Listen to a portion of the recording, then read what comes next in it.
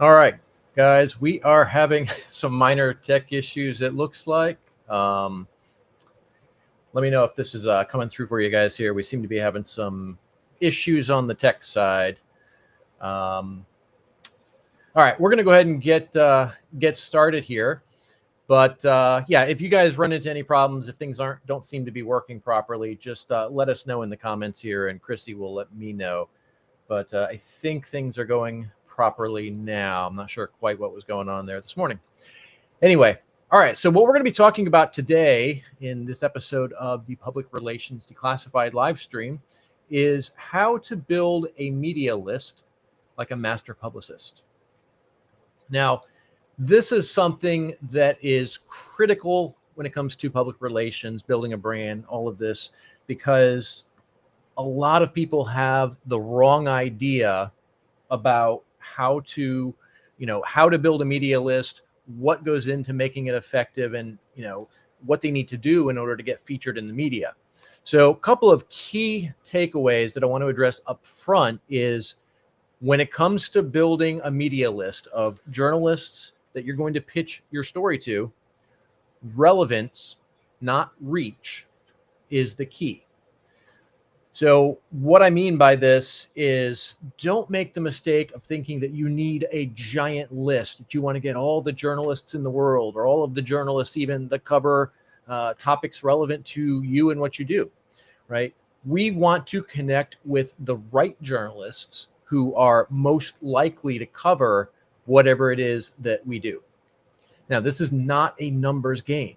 I see so many people make this mistake. And I've seen both sides of it. I've seen it both as a publicist, where I see people pitching, like I'll have it happen a lot where somebody will try and do their own PR and then come to us because they're not getting any results. I also see it on the other side because a lot of you guys know that I'm also a journalist. I write for many media outlets. And so I often get pitches from other people. And what I find is they see that I work for that I write for a particular outlet, Entrepreneur Magazine, for example.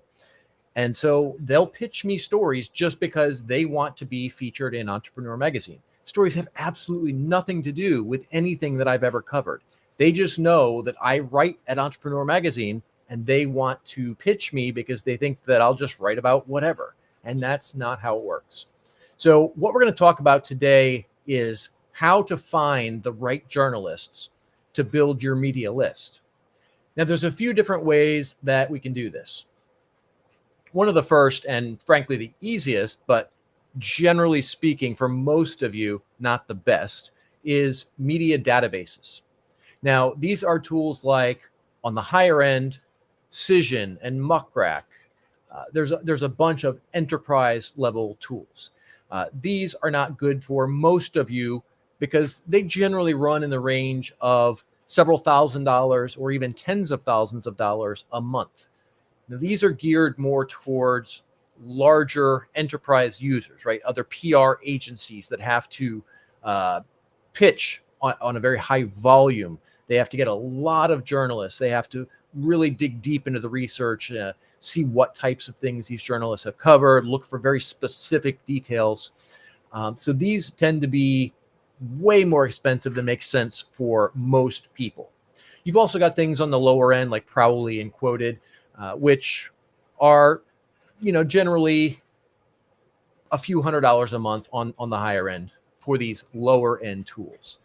These can be useful in some cases, but frankly, for most of you, it doesn't make sense to have this recurring cost where you're constantly paying for access to these media databases when the reality is you can only pitch so much, right? If you are pitching a relevant list of journalists, you can't just sit there and email them all the time. And you're not going to continually find new journalists who are covering your topics, right? There's only so many journalists out there. So once you've got a pretty solid list, these tools don't really serve a lot of value for you. So I generally recommend staying away from these because there is a fairly significant associated cost with them.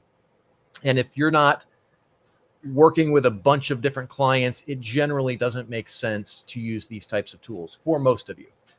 Okay. Another way that we can find the journalists for our media list, though, is the media outlets themselves. So we go to the news site, we go to Entrepreneur Magazine, we go to Fox Business, we go to CNN, whatever media outlets we're looking for. And then we start going through, we can start by just going through the site itself, just homepage, and just kind of dig through what's there. Or we can take a more structured approach and go into the categories that are specifically relevant to us. Now, you guys know that I work with a lot of people in the real estate space. So what I'll do often is I will go to the real estate category on any given news website. And then I'll dig through there and start looking for the journalists who are covering not just real estate, but specific aspects of real estate that relate specifically to my clients. Now, you can also go through and search. So there may be some unique nuance to whatever it is that you're covering, or whatever it is that you want to be featured for, rather. So you can go and search for stuff related to that. That's going to pull up journalists, obviously, who have written specifically about real estate and as it pertains to that topic. But you also may come across a few journalists who don't typically cover real estate, but they are covering that aspect of real estate for some other reason. So that could be a good opportunity to get into a good relationship with that journalist, because there's a facet to that story that appeals to them and makes sense for them to cover. Now, there's a few different ways to find the contact information. We can look often at the bio of that journalist on the article itself. So typically the bio will be at the bottom. In some cases, it may be at the top. But in a lot of cases, you may find the journalist's email right there in that bio. That's not always going to be the case. In fact, most of the time, it will not. Another way you can look it up is you can go to their author page. So typically on the article itself, be hyperlinked. So you can go and click on that hyperlink and then go to their author page, and in their author bio on that page, in some cases, that's a more robust bio. It's got more information. It's got their email address in some cases. So that's a good way to find that. If that doesn't work, if you have found a journalist that you really think is relevant and you want to get their contact information, but it's not on the site, well, then you may want to turn to some of those media databases we talked about before. You may want to go to social media, or you may even want to search the internet, and you may find it there. We're going to talk a little bit more about social media in just a second, but there's a lot of different ways you can search and find that address if it is not available on their author page or on the bio on the article page itself. All right, so social media is another great example. Now, I love social media because this is where I have found some of my best media contacts. X is probably my favorite because most journalists are there. They're more active there. So it really gives you a good opportunity to get in there, establish a relationship, get out there and start, becoming known to them. And that will help when you pitch, because they're going to recognize you in the inbox, right? They're going to recognize your name. So there's a few different ways that we can look at X to find the journalists that we want to connect with. So one of them is to just go and search for a media outlet name on X. And when you do that, you're going to find a combination of kind of two groups of people. For the most part, most of the people that come up in that search are going to be either journalists who work for that media outlet in some capacity, or other people who have been featured in that outlet in some capacity, but don't necessarily work there. So when you go through these search results, it's really important to pay attention to the context, right? Look at their bio, figure out, do they work there, or were they just featured there and they're putting that media outlet name in their bio because it boosts their credibility, their authority. All right, once we find the journalists who do work for the outlets, we work on starting to develop a relationship with them so that when we do pitch them, they recognize us. Now, we can also look through the trending topics. So if you go to that search tab, then you're going to find the trending topics tab there. And you'll see a lot of people who maybe won't have the media outlet listed in their bio, but they are covering that topic. So this is a good way to find some of the journalists who are kind of flying under the radar. And then, of course, the same applies here. We want to look at connecting with them, starting to establish a relationship with them. We're going to engage with their content. Um, get it to the point where they know, like, and trust us, so that when we pitch them, they're more receptive. Okay, now LinkedIn is another great one, but it's a little bit different from how the environment works. So what I like to do is I like to go and search for that media outlet name in LinkedIn, and then I'll filter it. So we're searching for people who work for that outlet. So we'll look up the media outlet's company page, and then we're going to go down to the people tab and start to go through the people that work there. Now, keep in mind, anybody can list that they work there. It doesn't necessarily mean that they actually do. Generally speaking, I don't find that people fake that, but I have seen it happen a few times. But this is a really great way to connect with the folks there. You'll go send them a connection request. And then again, we start working on building that relationship with them so that when we pitch them, they recognize us. Now, LinkedIn is a little bit different in how people behave there versus on X. People generally are not super active on LinkedIn, especially journalists. So you'll have a harder time engaging with them there. But on the other hand, you will be able to find contact information more easily. So typically what will happen is if you connect with somebody on LinkedIn, once you're connected, you can see their contact information. It will show you their email address. In my experience, I have found that most journalists don't list their work email address on LinkedIn. They've usually got their own personal, whether it be a Gmail or a Hotmail or an Outlook or something like that, but it's their own personal address, not their, at Fox or at CNN.com. So it's generally a bad idea to pitch them on their personal address. I find that it's a better approach to reach out to them usually through a DM and just ask them, A, if they're open to receiving a pitch, and then B, what address they would like you to send that to. So that's a good approach there. Now, if you do see them posting content on LinkedIn, definitely engage on it, right? Every little engagement is going to help you to build that relationship. And that's what makes the difference between success and failure in your pitches.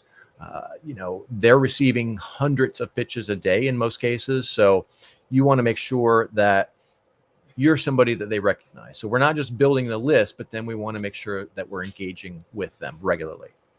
And that brings up the next aspect of that, and that is to keep your list fresh and your presence active. So we've been talking a lot about engaging with them on social media, and you definitely want to do that, but also make sure that you're pitching them regularly, right? Not every day, because that's going to piss them off and they're going to get sick of seeing you, but pitch them. You might pitch them once a week, once every few weeks, just depends.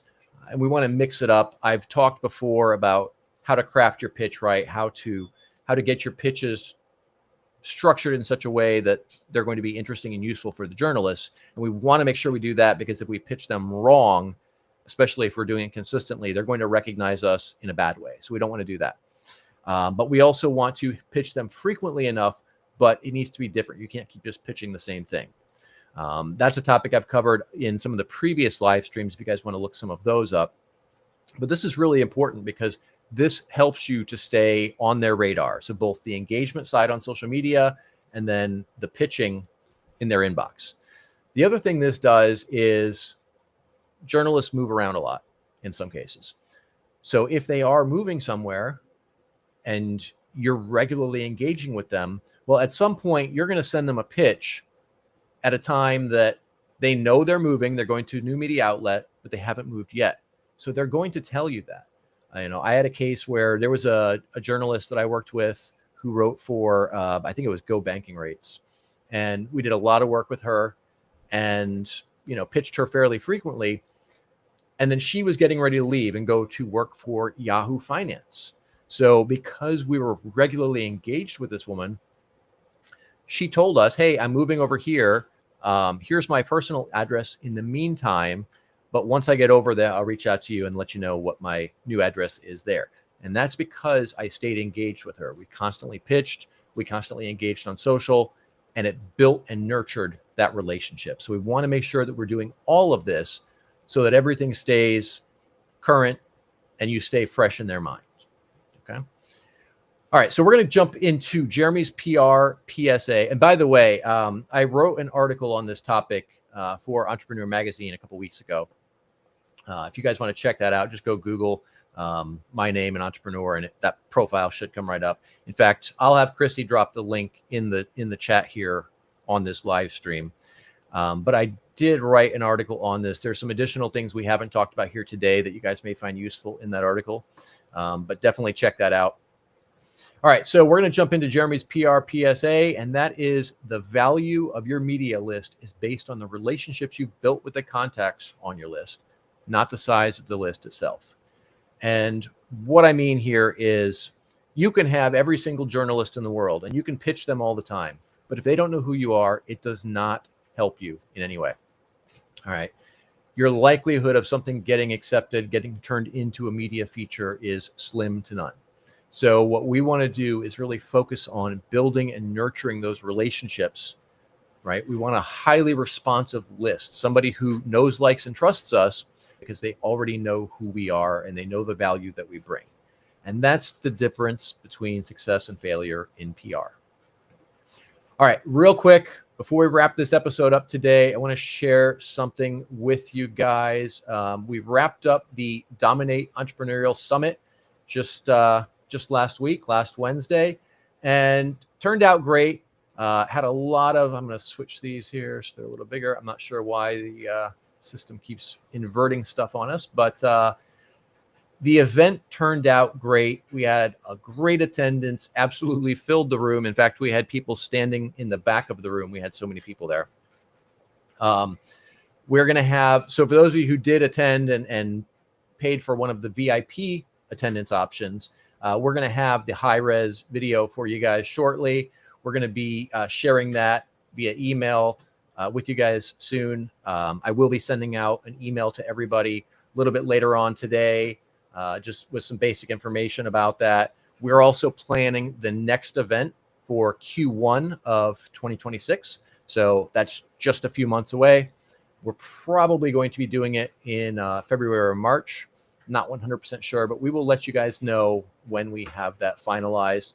But the event turned out great. We had a lot of great people there sharing a lot of great content, and a lot of awesome connections were made as well, right? Like we had the information that we shared at the event, but there was also a lot of networking that went on amongst the members, and a lot of business opportunities came up for a lot of people as a result of that.